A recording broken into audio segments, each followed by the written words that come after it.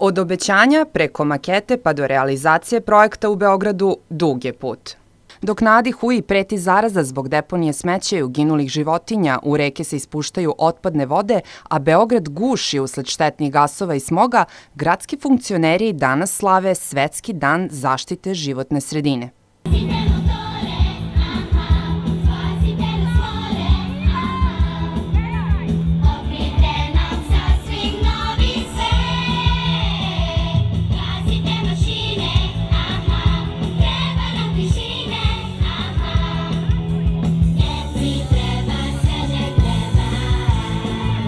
Sveže nebo, čist vazduh i reke, biciklističke staze i uređene pešačke zone.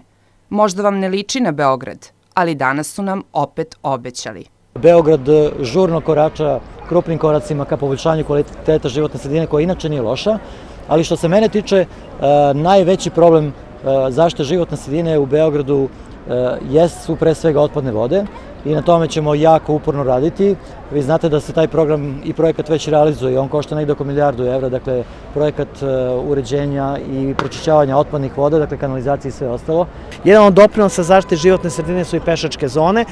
Vi znate da smo mi doneli plan da ceo centar grada od ove Trga Republike pa do Zelenog venca, Braće Jugovića i Francuske ulice bude pretvoren u pešačku zonu u narednih 5 godina. Želim da poručim Beograđanima da ćemo tokom ove godine učiniti ozbiljne napore da povećamo dužine biciklističkih staza u gradu Beogradu.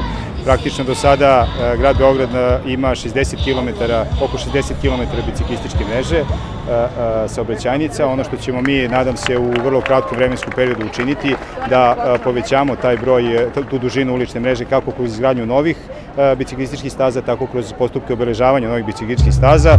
Makete, planovi i skupi projekti dobro zvuče, a dok se ne ostvare, zamolit ćemo životnu sredinu da ostane naš najbolji prijatelj.